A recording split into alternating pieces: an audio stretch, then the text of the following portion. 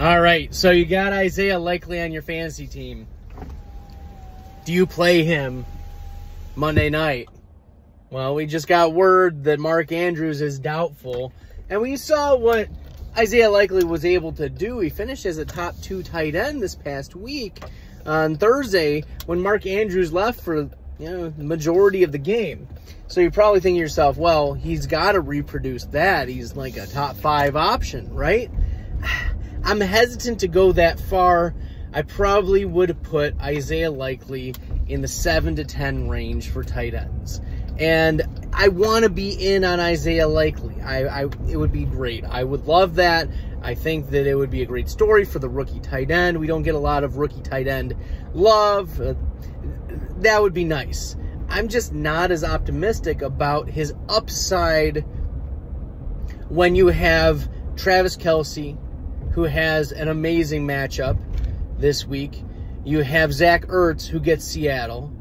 You get the Seattle tight ends. You get Dallas Goedert, who, is up there. Gerald Everett. The Chargers are going to be missing Mike Williams and Keenan Allen, and Josh Palmer was questionable this week, and DeAndre Carter's battling sickness. So it very much could be a Gerald Everett game. Gerald Everett plus Austin Eckler, who's also dealing with an injury himself. He should be okay for this game, though. And then, Tyler Higbee has a great matchup as well. So I think that there are just enough tight ends for me to be thinking,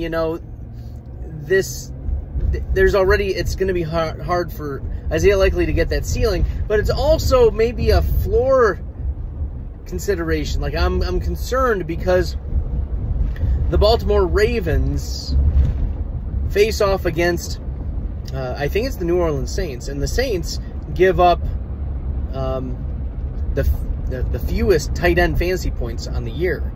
They don't give up touchdowns. They give up less than 5 fantasy points to the tight end. Now, if you're saying, well, Isaiah Likely, he's probably better than your average tight end, and maybe we give him that. Maybe we grant him that. He's also, going to get the targets. Let's say he gets 8 targets in this game and catches 5 or 6 of them.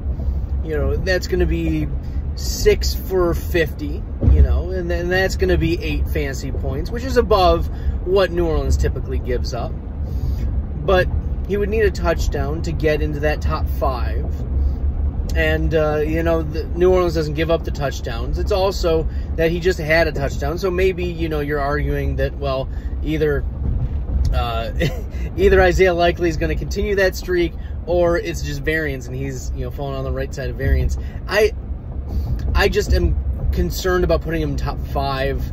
I think a top 10 tight end due to volume is there.